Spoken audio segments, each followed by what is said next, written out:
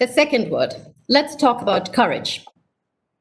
If I had to pick one skill, one trait that marks true leaders out from the rest, it is courage. It is often a misunderstood and an undervalued trait. When I was 20, I had just joined the workforce. I had started off in Accenture, and all the new joiners were invited to a dinner at the house of the managing director. It was this beautiful old colonial villa in a plush neighborhood in Singapore. His life just looked absolutely perfect.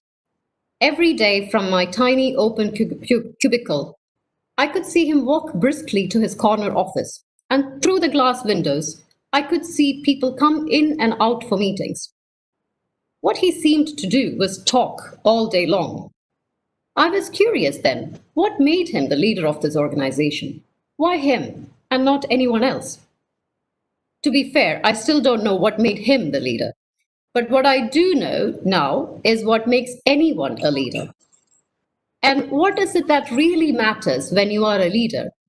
And how do you get yourself ready for it?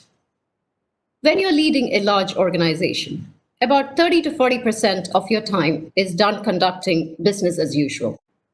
Things that are important, but mostly you know what to do. Another 30 to 40% of the time you spend in external engagements, customers, governments, recruitment events, press, whatever external engagements need to be done. Also a reasonably easy thing to do. Then you have the last 20% of your time, which is what makes the difference. That 20% for which there is no playbook, where no one else will be able to tell you what to do because no one else knows. It is how you do that 20% that gets you the top job, because there are many people who can do the 80% very well, but not many who get that 20% right. That 20% where you stare into a blank wall, which gives you no responses, and you have to decide what to do and then follow through with that decision.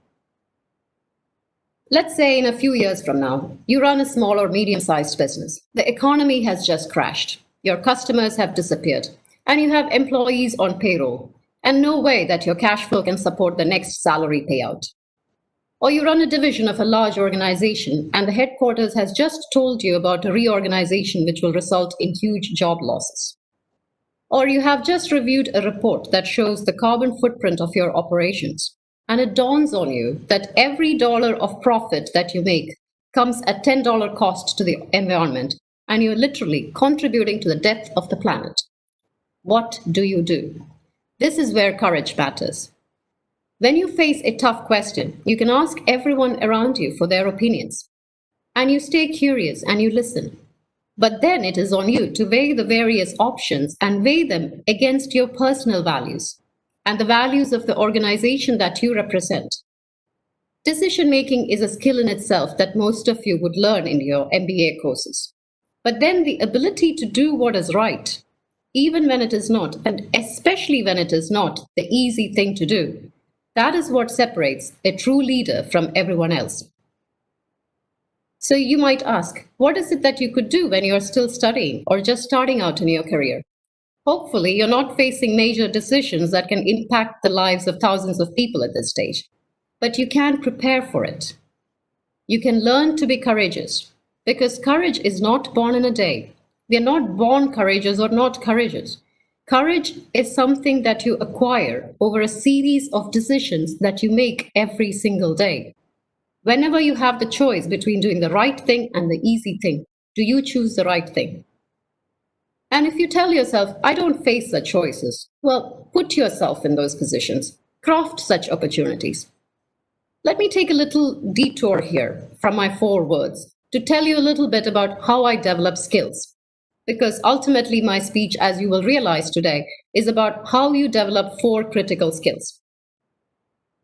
I have always thought of skill development as an intentional, deliberate, planned process.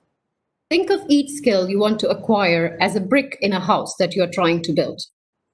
To build a successful career or life, just as in a house, you need to have many bricks. And it is up to you to find a way to acquire those bricks. To build a successful career, you don't wait for someone to hand you a brick. In fact, you don't expect someone to tell you what or where those bricks are. You figure it out, and you figure out a way to get them. The way to get them is through experiences. And to get an experience, you create the context for you to experience something new. This, I can tell you, is a huge discomfort. A few months ago, when I took on a new role in Microsoft, we were well settled in the Netherlands. I had been comfortably living in Amsterdam for many years. My family was happy there. Life was easy and joyful. But I was in a zone of comfort. My children were in a zone of comfort, and I wanted them to experience new things. When I took on this new role, we relocated to a new country in the middle of a pandemic. And I now lead teams that work across 4 time zones. I cover the richest countries in the world in the Middle East to the poorest countries in Africa. Some of these countries are at war with each other. Cyber terrorism is very real, and I run a cybersecurity business. In every sense of the word, this is a tough job. But I wanted to learn how to run a large business with revenues in billions of dollars across such a diverse set of countries, and the intrinsic skills that come with it. And therefore, I decided through an intentional and planned approach, the planning of which started nearly 18 months ago, to craft and create this new experience which will help me learn these skills. So that's how I learn skills, and that's how you can learn skills, through creating experiences and deliberately observing how you do in that context, collecting feedback and improving. Now, let me go back to courage. So my advice to my 20-year-old self, if I could time travel, would be develop your courage. Put yourself in difficult situations and make the right choice. And what is that difficult situation? One of the ways you can figure out what is your difficult situation is ask yourself, what are you afraid of? Write it down, but when you see whatever it is that you wrote down, ask yourself again, why do you fear that? And then write that down. And then ask yourself again, what causes that fear? Repeat this exercise. For most people, it takes about 5 or 6 times of asking that question, sometimes more. And then you arrive at your own deepest fear. Face that fear head on and do it over and over again. That is how you build courage. Start building it now so that when you need it, when the world needs you to be a courageous leader, you can stand on your own 2 feet, look yourself in the mirror without flinching and say, I am not here to do the easy thing. I will do the right thing.